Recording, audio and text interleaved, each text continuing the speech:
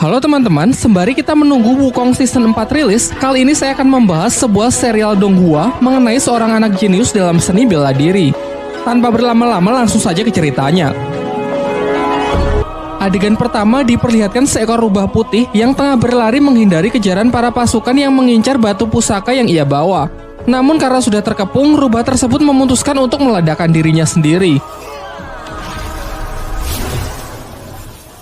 Scene beralih ke sebuah rumah yang memperlihatkan seorang pria bernama Li Xiaowu yang tengah mabuk-mabukan. Hal ini karena pada 6 tahun yang lalu ia gagal mengalahkan petarung dari klan lain dalam sebuah turnamen antar klan yang membuatnya depresi selama bertahun-tahun. Putranya yang masih kecil bernama Lindong berlari keluar sembari mengingat masa lalu dari sang ayah pada 6 tahun silam. Pada waktu itu, ayahnya bertanding di final turnamen melawan Ling Langtian, seorang petarung yang terkenal sangat kuat dari klannya.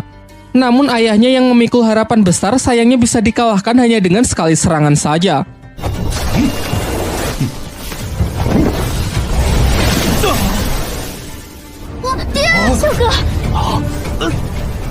Tak hanya itu, Ling Langtian juga mengambil aura milik ayah Lindong. Singkat cerita, beberapa tahun pun telah berlalu dan Lindong kini telah tumbuh remaja. Pada suatu ketika, ia terlibat perkelahian dengan sepupunya yang bernama Ling San bersama teman-temannya yang membuat ia terperosok ke dalam jurang. Dirinya yang sudah terbaring lemas secara kebetulan darahnya menetesi sebuah batu pusaka peninggalan rubah di awal film, membuat batu itu hancur dan ia pun terjatuh. Di dalam gelapnya tempat itu, batu tersebut memancarkan cahaya keemasan yang membuatnya terbangun. Namun saat tersadar ia merasa heran dengan tanda bercahaya yang muncul di telapak tangannya serta luka-lukanya yang sudah sembuh. Saat ia pulang, adiknya yang bernama Qing Tan datang untuk mengajaknya bermain karena tak bisa tidur. Seusai bermain, ia juga langsung pergi. Saat Lindong terlelap tidur, kejadian aneh pun terjadi kembali. Ia bermimpi berada di sebuah dimensi biru gelap yang banyak terdapat pohon bambu. Saat ia masih kebingungan, tiba-tiba ia diserang sosok misterius yang perawakannya sangat mirip dengannya. Pertarungan pun tak terhindarkan, yang memperlihatkan kekuatan mereka benar-benar seimbang.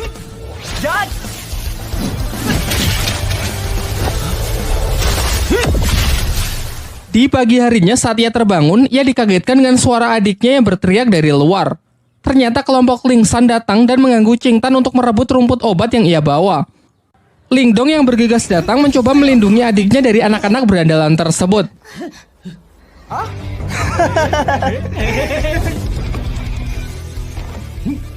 Diperlihatkan kemampuan Lindong yang sudah meningkat pesat mampu menangkis seluruh serangan dari Ling San. Hingga ia akhirnya menyadari bahwa ia telah mengaktifkan teknik rahasia yang bernama tinju 7 suara.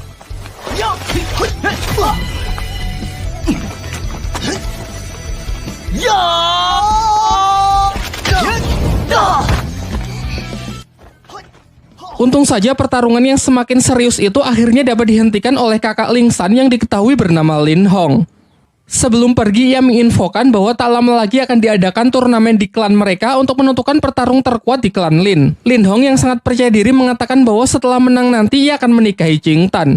Saat kembali, sang ayah menunjukkan gerakan teknik tinju suara yang baik dan benar kepada Lindong.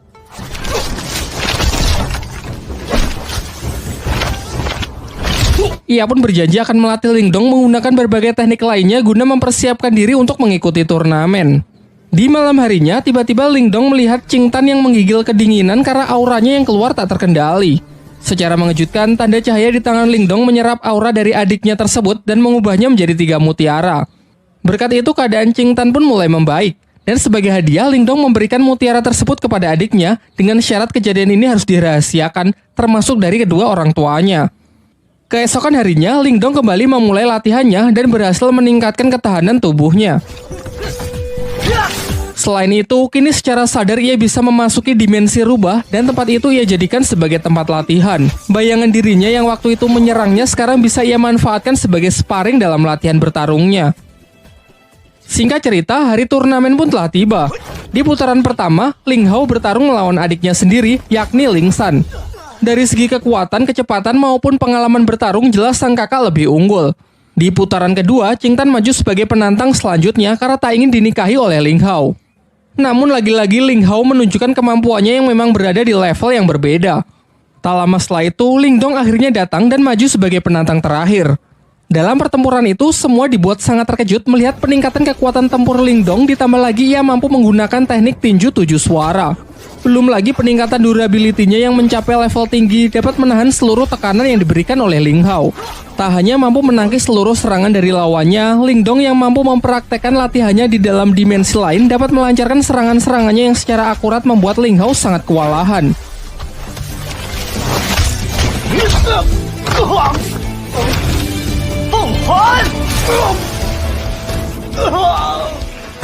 Dengan kemenangannya ini, Lingdonglah yang keluar sebagai juara dan dinobatkan sebagai petarung terkuat di generasinya.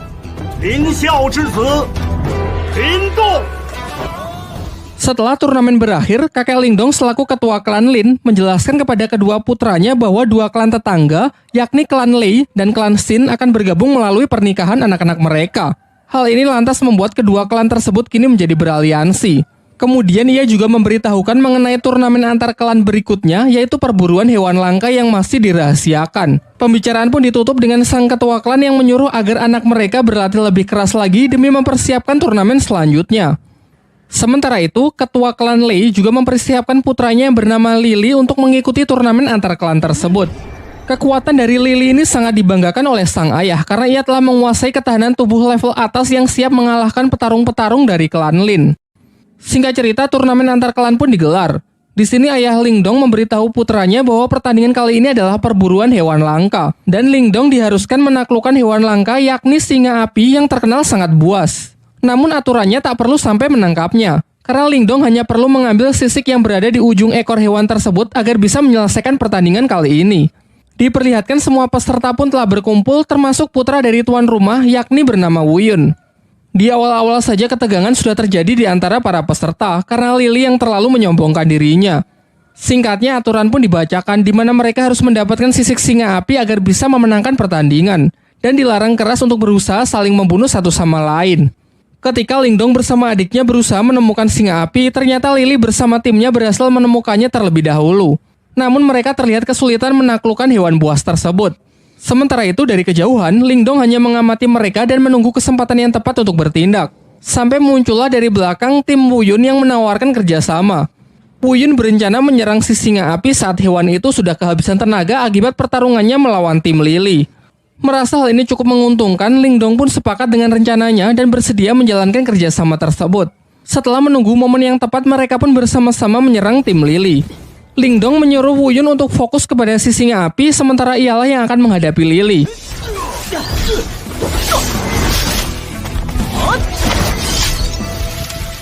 Singkatnya, berkat kerjasama yang baik, Wu Yun mendapatkan kesempatan untuk menebas sisik singa api tersebut dan segera pergi meninggalkan medan pertempuran setelah mendapatkannya. Sayangnya, Wu Yun yang terlalu senang akhirnya lengah dan masuk ke dalam jebakan Lily yang sebenarnya sudah disiapkan untuk menangkap si singa api. Saat Lingdong menyusul, ia terlambat karena Lily sudah mengambil sisik singanya dan dengan kejam menendang Wu Yun hingga terperosok ke dalam sarang si singa api. Lingdong yang memiliki jiwa setia kawan mengabaikan sisik singa itu dan segera menyusul Wu Yun untuk mencoba menyelamatkannya. Sedangkan Lily bersama timnya telah kembali dan dengan bangga menunjukkan sisik singa api yang telah ia dapatkan. Ia juga menceritakan bahwa Wu Yun dan Lingdong mungkin tak akan kembali karena sudah mati akibat kecerobohannya terpeleset jatuh ke dalam sarang si singa api. Akan tetapi di tengah ketegangan itu, secara mengejutkan Lingdong dan Wu Yun ternyata berhasil kembali dengan selamat. Tetapi Lily tetap yakin kalau ialah pemenangnya karena telah membawa sisik si singa api. Di sini semuanya dibuat kembali terkejut melihat Lingdong dan Wu Yun yang justru membawa dua anak singa api. Kemudian Lingdong menceritakan mengenai kejadian yang sesungguhnya, mengenai Lily yang sudah melanggar aturan dengan berusaha membunuhnya. Tapi setelah masuk ke dalam sarang singa api, di sana mereka malah menemukan dua anak singa api yang terlantar karena induknya mati setelah sisiknya diambil. Karena merasa kasihan, akhirnya mereka pun sepakat membawa dua hewan tersebut. Kini telah diputuskan bahwa ketiganya berhasil menyelesaikan pertandingan ini dengan baik.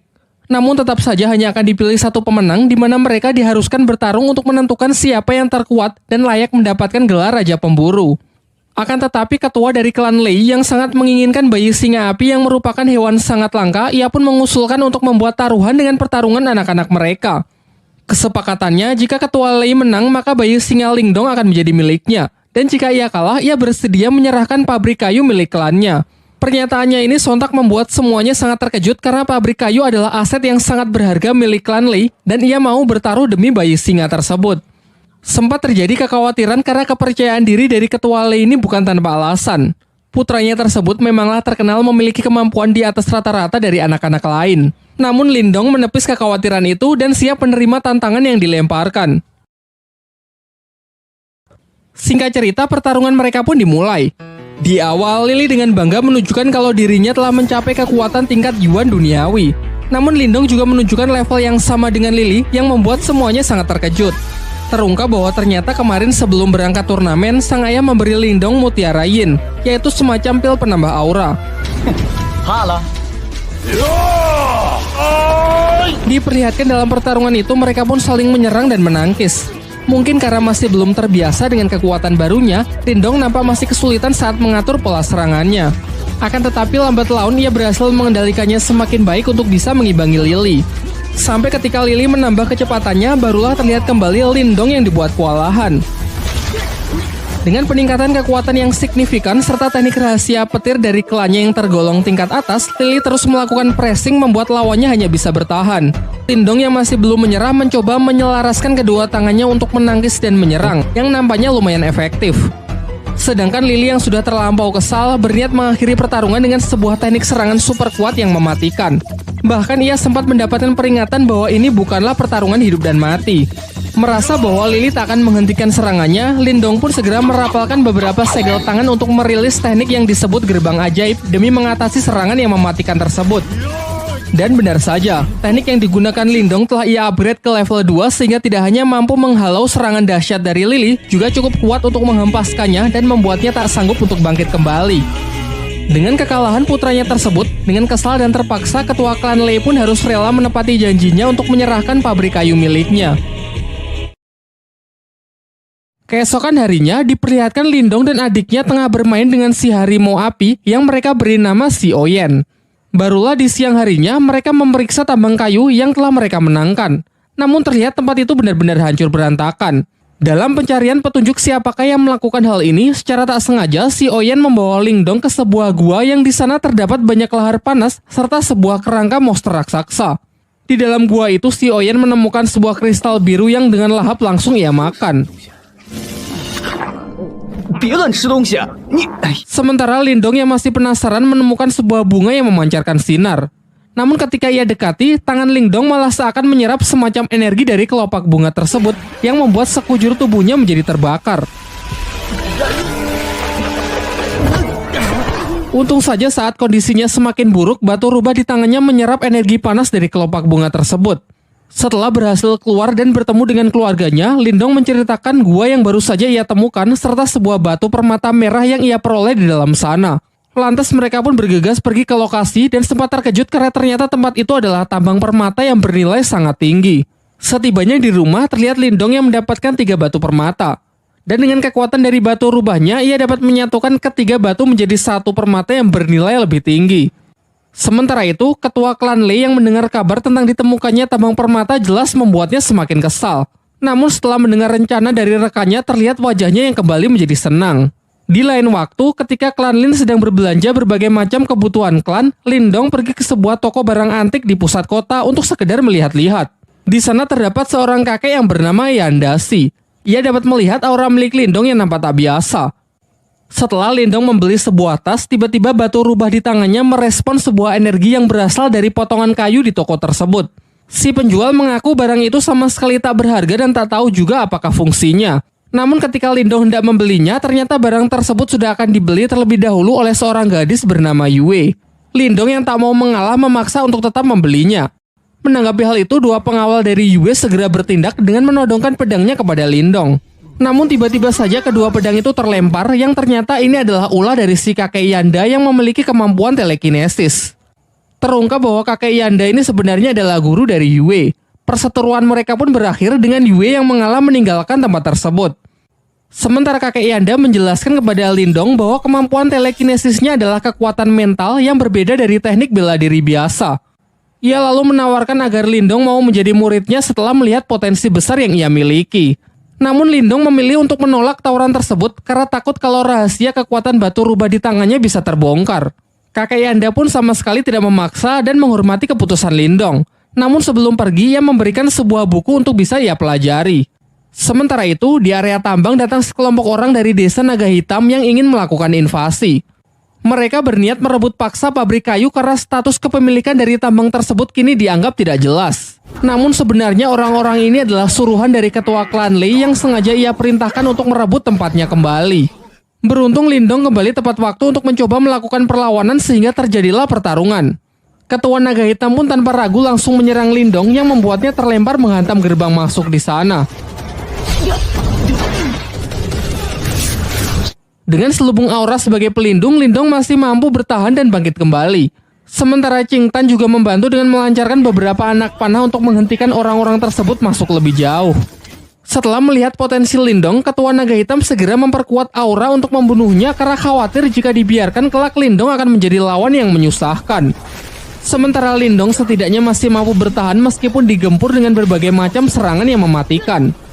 Selain itu terlihat juga ia mengupgrade gerbang ajaib ke level 3 yang mampu mengimbangi kekuatan dari lawannya tersebut.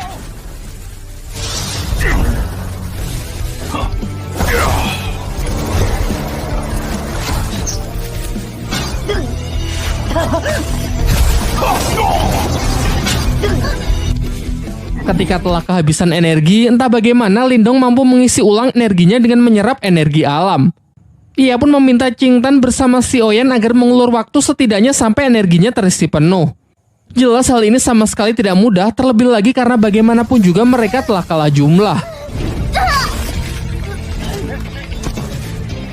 Hingga saat salah seorang musuh berhasil melukai Lindong, seketika Lindong bangkit serta luka-lukanya bisa sembuh dengan sangat cepat karena energinya yang terkumpul telah lebih dari cukup. Dan benar saja, setelah bangkit kekuatan Lindong kini menjadi berkali-kali lipat sehingga di ronde kedua ini hanya dengan sekali pukulan ia dapat mengalahkan lawannya tersebut.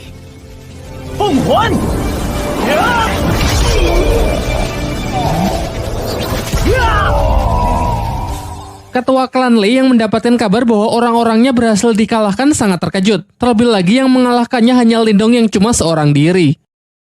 Di malam harinya, terlihat Lindong tengah bermeditasi dengan menggunakan proyeksi astralnya untuk berlatih kemampuan spiritual. Terinspirasi dari kakek Yanda yang ia temui beberapa waktu yang lalu, ia juga mencoba latihan teknik telekinesis dengan mengendalikan benda-benda kecil di tempat tersebut. Selain itu, ia yang penasaran dengan potongan kayu yang telah ia beli tadi siang menyadari kalau benda tersebut memiliki semacam energi yang menyelubunginya. Ia pun mencoba berkonsentrasi, namun energinya masih belum cukup kuat untuk bisa menembusnya. Beberapa saat setelahnya, ia merasakan pancaran energi yang sangat kuat dan bergegas pergi untuk memeriksanya menggunakan teknik proyeksi astralnya. Ternyata energi itu berasal dari kakeknya yang telah berhasil mencapai tingkat Yuan tahap awal.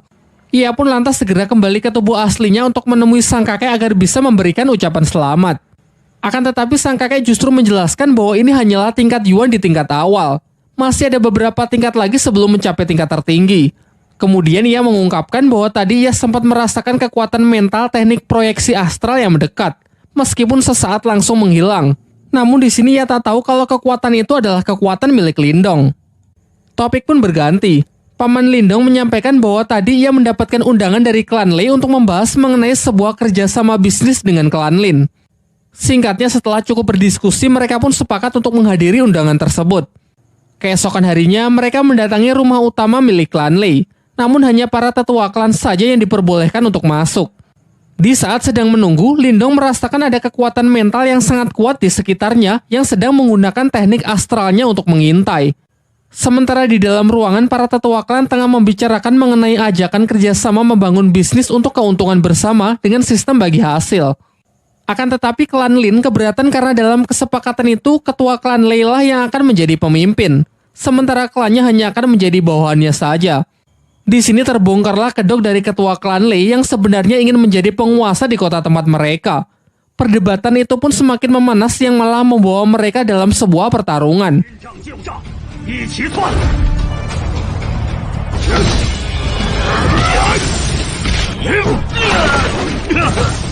Di tengah pertarungan mereka, datanglah Wu Yin, pemimpin dari sekte Serigala Darah yang memihak kepada ketua klan Lei karena sudah dijanjikan akan diberikan keuntungan 60% dari bisnis yang hendak dijalankan. Diceritakan bahwa Wu Yin ini menguasai kekuatan mental tingkat tinggi.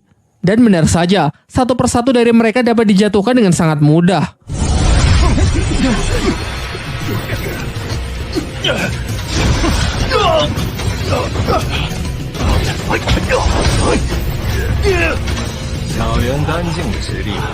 Lindong pun tak tinggal diam, ia berusaha melindungi anggota klannya dengan melawan Guyin sendirian. Semuanya pun dibuat sangat terkejut karena Lindong ternyata juga menguasai teknik mental yang sudah berada di tingkat lumayan tinggi. Mereka lantas bertarung dengan sangat sengit. Terlihat Lindong meskipun masih pemula, ia mampu mengimbangi kecepatan dari Guyin.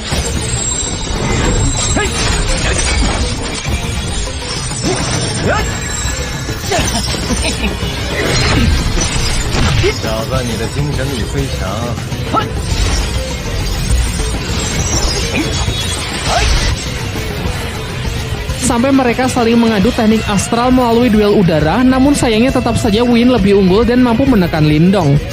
Kembali ke pertarungan dunia nyata, Lindong mencoba melancarkan serangannya dengan beberapa aura jarum, tetapi dapat dengan mudahnya ditangkis yang memperlihatkan perbedaan kekuatan di antara mereka.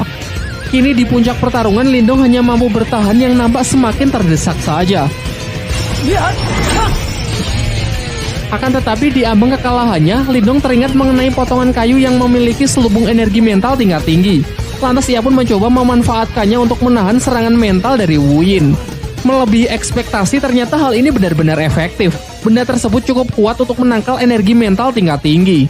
Bahkan selain menahan, kayu itu juga mampu menyerap serangan dari energi spiritual yang kemudian ditransfer masuk ke dalam tubuh Lindong.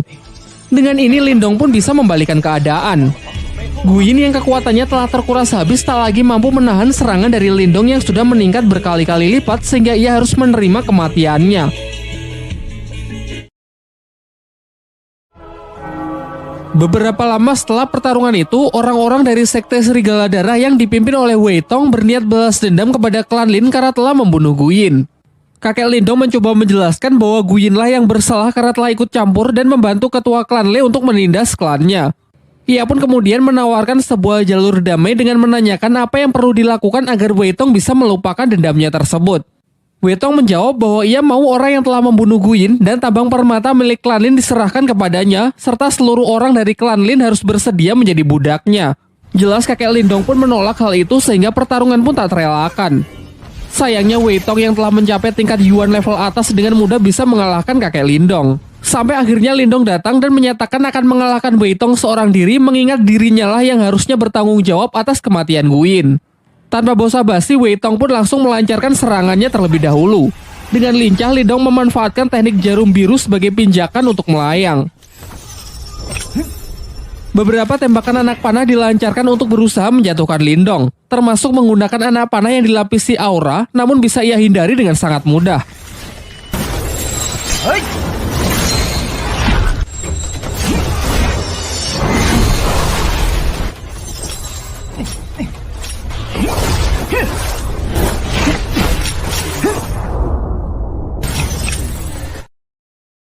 Sampai akhirnya Lindong dengan penuh percaya diri menawarkan sebuah perjanjian, yaitu 3 bulan dari sekarang ia bersedia bertarung sampai mati dengan Wei Tong. Kesepakatannya, jika ia kalah maka ia siap menerima hukuman apapun, serta aset pabrik kayu milik klan Lin akan rela ia serahkan.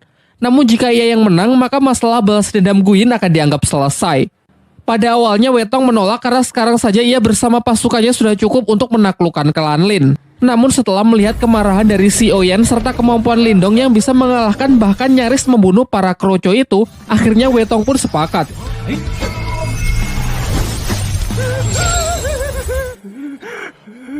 Tetapi ia merasa kalau 3 bulan terlalu lama, sehingga ia ingin mempersingkatnya menjadi 2 bulan saja. Setelah kepergian dari orang-orang sekte Serigala Darah, ayah dan kakek Lindong nampak cemas dengan perjanjian tersebut yang menurut mereka terlalu beresiko karena mempertaruhkan klannya. Namun Lindong menepis kekhawatiran itu dengan mengatakan bahwa ia akan berusaha semaksimal mungkin, mengingat ialah yang memang harus bertanggung jawab dalam kasus ini. Ia lalu meminta izin untuk pergi ke ibu kota lebih awal demi lebih banyak menuntut seni ilmu bela diri di sana. Akan tetapi sebenarnya ia juga punya alasan yang ia rahasiakan, yaitu mencari cara untuk melatih batu rubah di tangannya agar bisa sepenuhnya ia kendalikan. Keesokan harinya, Lindong pun berpamitan dengan semuanya meskipun terlihat sang adik sebenarnya tak rela jika kakaknya pergi sendirian. Singkatnya, Lindong pun berangkat ke ibu kota dengan menunggangi seekor kuda. Setelah tiba di ibu kota, ia mendapatkan informasi kalau di sana akan ada pelelangan benda-benda antik yang digelar untuk para bangsawan. Lindong yang tertarik berniat menghadiri pelelangan tersebut dengan harapan bisa menemukan barang bagus yang bisa berguna nantinya. Bermodalkan dengan beberapa butir permata yang ia bawa, Lindong pun diubah penampilannya agar layak memasuki pelelangan yang dihadiri oleh para bangsawan tersebut. Setibanya di sana, Lindong kembali bertemu dengan kakek Yanda yang diundang sebagai tamu serta ia juga melihat Yue yang datang bersama panitia pelelangan bernama Xuansu. Dalam pelelangan tersebut, Lindong tertarik dengan sebuah tanaman langka yang mampu meningkatkan kekuatan spiritual seseorang. Semuanya sempat dibuat terkejut karena Lindong yang menawarnya dengan harga yang sangat mahal. Diperlihatkan, kakek Yanda sangat terkejut karena merasakan energi dari keberadaan Lindong yang benar-benar telah meningkat pesat. Seusai acara pelelangan itu, Xuansu mengajak Lindong pergi menemui kakek Yanda di sebuah ruangan pertemuan. Sebelum berangkat, mereka sempat merasakan kehadiran mata-mata yang sedari awal sudah membuntuti Lindong. Dalam pertemuan itu, kakek Yanda kembali menawari Lindong untuk menjadi muridnya agar bisa menyempurnakan teknik segel kehidupan milik Lindong. Namun dengan sopan Lindong menolak tawaran itu dan menunjukkan bahwa ia telah menyempurnakannya. Hal ini sontak membuat semuanya sangat kagum karena Lindong dapat melakukannya dalam waktu yang relatif singkat. Kemudian barulah dijelaskan bahwa segel kehidupan adalah dasar dari ahli kekuatan mental. Segel ini dibagi menjadi 3 jenis, yakni segel kehidupan, segel duniawi, dan segel surgawi. Segel kehidupan adalah yang paling umum, sementara segel terkuat adalah segel surgawi yang konon katanya memiliki kekuatan di luar nalar manusia. Singkat cerita, Lindong bersedia menceritakan masalah klannya yang sedang bersinggungan dengan sekte Serigala Darah serta kesepakatannya untuk bertarung hidup dan mati melawan Wei Tong. Mendengar hal itu, Xuansu memberitahukan bahwa terdapat sebuah kolam surgawi yang berisikan energi murni yin dan yang dari sumber kolam tersebut. Kabarnya jika seseorang memasuki kolam itu maka dapat meningkatkan kekuatan spiritualnya dan kabar baiknya baru-baru ini ditemukan keberadaan kolam surgawi tersebut, namun sayangnya berada di wilayah perbatasan desa dengan klan lain dan masih menjadi sengketa. Xuansu lalu juga menceritakan bahwa telah disepakati sebuah turnamen di mana pemenangnya berhak mengambil energi murni dari kolam tersebut. Tanpa pikir panjang, Lindong pun setuju untuk berpartisipasi dalam turnamen itu. Di lain waktu, Lindong kembali memasuki dimensi batu rubah, namun anehnya bayangan hitam yang selalu menjadi alat berlatihnya tak lagi muncul. Ia pun mencoba berkonsentrasi untuk menemukan sumber masalah. Dan tiba-tiba di sana muncul sesosok bayangan putih yang tak lain adalah si rubah putih itu sendiri. Rubah putih itu lalu memperkenalkan diri bahwa ia adalah jelmaan iblis celestial yang bernama Martha sekaligus pemilik dari dimensi ini. Ia juga menjelaskan bahwa dahulu ia sangat kuat berkat batu tersebut. Akan tetapi seiring berjalannya waktu, batu itu justru menyerap energi spiritualnya hingga menjadi sangat lemah. Akhirnya ia terpaksa hidup bersembunyi di dalam batu tersebut agar jiwanya tidak lenyap. Martha kemudian menyarankan jika Lindong tak ingin bernasib sama, Lindong harus mengisi ulang energi batu itu dengan energi murni. Seketika Lindong pun teringat dengan kolam surgawi yang kabarnya dipenuhi oleh energi murni. Mengingat kalau di turnamen perebutan kolam surgawi nanti ia tak bisa mengandalkan kekuatan batu rubah karena butuh diisi ulang, Martha pun mengajaknya ke sebuah tempat di mana terdapat benda yang disebut piringan mental. Meskipun benda ini bisa menjadi jalan pintas untuk meningkatkan kekuatan spiritual, namun resikonya juga sangat berbahaya. Yaitu jika dalam prosesnya Lindong tak sanggup menahan rasa sakit, maka kekuatan spiritualnya akan lenyap dan tak akan bisa dipulihkan lagi. Tanpa banyak berpikir, Lindong pun ingin mencobanya dan bersedia menanggung semua resiko yang mungkin terjadi. Dan benar saja, saat proses berlangsung, ia merasakan sakit yang sangat luar bioskop. Sampai akhirnya dengan tekad yang kuat, Lindong berhasil melewati proses tersebut, alhasil kekuatan mentalnya pun meningkat pesat. Setelah itu, Martha menyarankan agar Lindong memakan rumput obat yang ia beli sebelumnya agar kondisi dan energi mentalnya bisa segera pulih. Karena setelah ini ia akan mengajarinya teknik baru yang disebut teknik Borkeong. Keesokan harinya, Lindong datang ke suatu tempat di mana semua orang di pelelangan berkumpul. Di sana datang juga Yue dan seorang pria bernama Liu Yi. Kemudian Xuansu mempertemukan Lindong dengan pemilik rumah pelelangan yang diketahui bernama Xia Wanjin. Ia menjelaskan bahwa Yue, Liu Yi, dan Lindong akan bertanding melawan petarung lain dalam rangka memperebutkan kolam surgawi. Singkat cerita, mereka pun bersama-sama pergi ke tempat turnamen. Setibanya di sana, mereka bertemu dengan tim lawan perwakilan dari sekte Serigala Darah yang diketahui seorang pria bernama Yue San dengan kedua anaknya yang di sampingnya. Di sebelah kanan ada Yue Feng dan di kiri ada Yue Lin serta di belakang ada seorang petarung bayaran yang bernama Jiang Li. Dijelaskan bahwa mereka ini bukan petarung kaleng-kaleng karena sudah mencapai tingkat Yuan Surgawi tahap akhir. Di putaran pertama, Yue maju menggunakan sebuah pedang untuk melawan Yuelin dengan senjata cambuknya. Sejauh ini pertarungan dua wanita ini terlihat cukup seimbang. Mereka menyerang dan menangkis mengandalkan senjata mereka masing-masing. Namun akhirnya pertarungan singkat tersebut dapat dimenangkan oleh Yue dengan berhasil menodongkan pedangnya tepat ke leher Yuolin. Di putaran kedua, Yue Feng maju sebagai perwakilan berikutnya. Sementara Lindong yang nampak ragu-ragu segera diambil alih oleh Liu Yi yang bersedia maju terlebih dahulu dengan senjata tombaknya.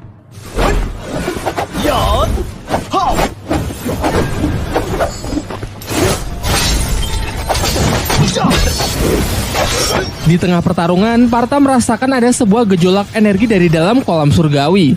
Karena merasa penasaran, ia menyelinap dengan menggunakan proyeksi astralnya kemudian masuk ke dalam kolam itu untuk memeriksa anomali energi tersebut. Namun karena ia hanya menggunakan wujud astralnya, ia tak sanggup menyelam terlalu dalam. Kembali ke arena pertarungan. Diperlihatkan kalau perwakilan tim lawan dapat memenangkan pertarungan di putaran kali ini. Pertarungan selanjutnya adalah babak penentu, di mana Lindong akan menjadi harapan terakhir untuk bisa mendapatkan hak dari kolam surgawi. Dengan nada yang sedikit menggoda, Swanshu menyemangatinya agar bisa memenangkan pertarungan penentu tersebut. Sementara di pihak lawan, Jiangli si tentara bayaran maju untuk menghadapi Lindong. Di awal, Jiangli mengatakan bahwa ini akan menjadi pertarungan sampai mati. Jadi jika ingin menyerah, inilah saatnya. Namun Lindong sama sekali tak gentar dengan gertakan itu dan segera bersiap memasang kuda-kudanya. Serangan pertama dapat ia tangkis dengan mudah. Dilanjutkan dengan beberapa gerak serangan juga ia lancarkan untuk mencoba mencari titik lemah dari pertahanan lawannya. So far, nampak keduanya masih seimbang sampai mengadu kekuatan aura mereka. Cukup khawatir melihat kekuatan Jiangli yang telah mencapai tingkat Yuan Surgawi. Namun tak kalah mengejutkan kalau menyaksikan energi mental tingkat tinggi Lindong yang seketika mampu menghentikan pergerakan lawannya. Dilanjutkan dengan serbuan jarum aura yang semakin merepotkan Jiangli.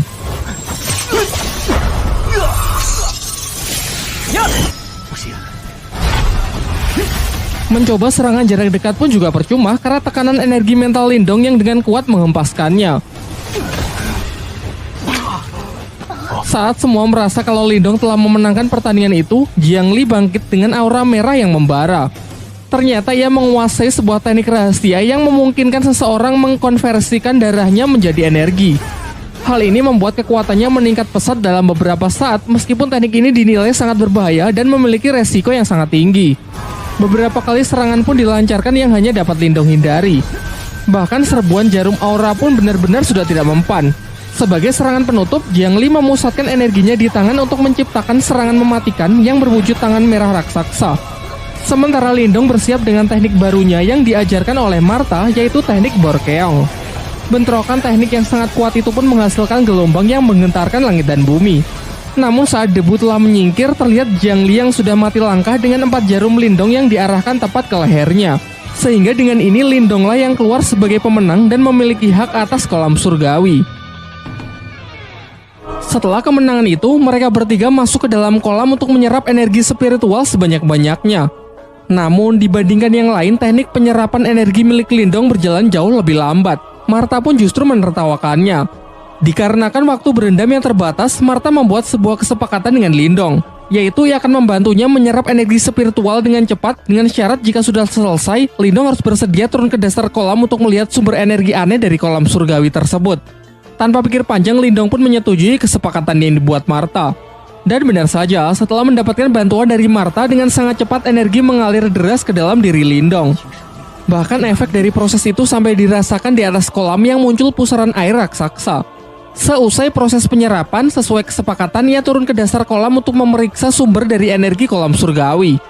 Di bawah sana, Lindong menemukan giok iblis piton yang dalam kondisi tersegel.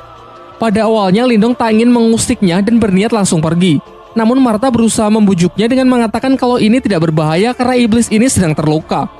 Ia juga menjelaskan bahwa sumber energi spiritual yang Lindong serap sebagian tadi berasal dari mutiara yin dan yang berada di belakang jiwa iblis tersebut. Martha lalu menambahkan, jika Lindong berhasil mendapatkan mutiara tersebut, maka hanya dalam waktu singkat Lindong dapat mencapai tingkat Yuan Yin. Namun karena mutiara itu diselubungi jiwa iblis, Martha harus menghisapnya terlebih dahulu supaya Lindong bisa mengambilnya. Ia lalu menyuruh Lindong untuk mentransfer sebagian energinya agar Martha cukup kuat untuk bisa melakukannya. Ketika proses penyerapan berlangsung, tiba-tiba segel iblis itu hancur sehingga sang iblis piton kini berhasil bebas. Pertarungan pun tak terhindarkan.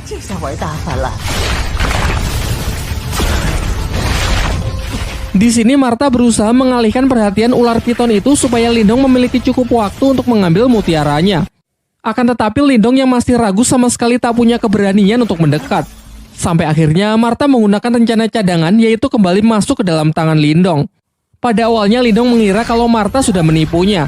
Namun selang beberapa waktu, luapan energi keluar dari tangannya yang ternyata adalah Martha dengan wujud aslinya, yaitu naga api raksasa. Dengan cepat ia membakar iblis piton itu dengan semburan api lalu segera menyerapnya.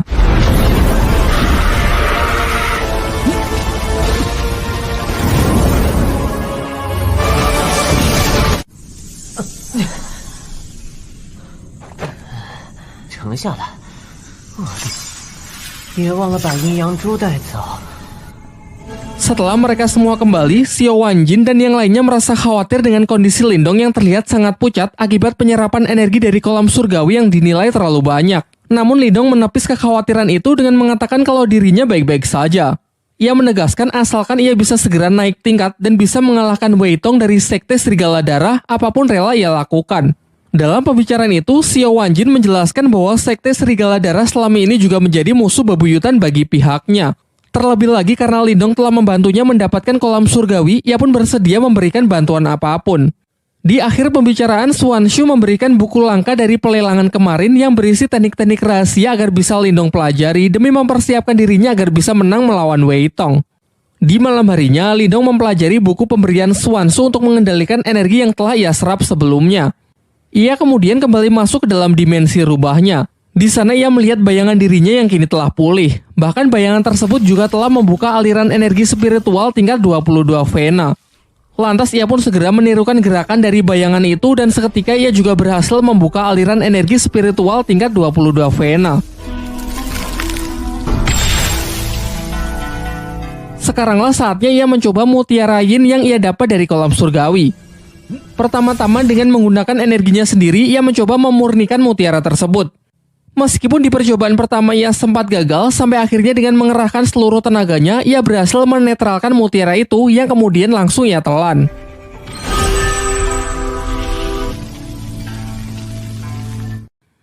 Terlihat gejolak kekuatan spiritualnya pun meningkat pesat. Bahkan segel kehidupannya kini menjadi 2. Dengan ini ia pun sangat yakin kalau di pertarungan nanti ia bisa menghancurkan Wei Tong. Keesokan harinya, Swanshu mengajak Lindong ke tempat pelelangan dengan mengatakan kalau ada orang yang ingin menemuinya. Ternyata di sana datang keluarga besar Lindong, yaitu Qing Tan, ayahnya dan kakeknya. Setelah Swanshu pergi, sang kakek tiba-tiba menyerang Lindong dengan maksud menguji sudah sejauh mana kekuatan cucunya tersebut.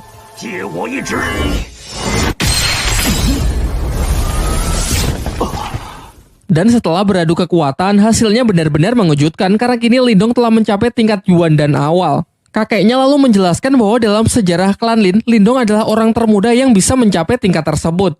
Singkat cerita, hari pertarungan pun telah tiba, di mana Lindong harus berhadapan melawan Wei Tong dari Sekte Serigala Darah dalam pertarungan hidup dan mati. Semua orang datang menyaksikan pertarungan mereka, termasuk keluarga Lindong. Namun tanpa mereka sadari ada mata-mata dari pihak Wei Tong di belakang mereka. Ketika nama mereka disebut, Lindong dan Wei Tong segera memasuki arena. Superhero landing.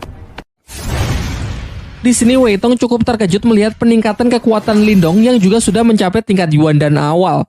Wei Tong lalu maju untuk memulai serangannya yang dengan cepat langsung disambut dengan baik oleh Lindong.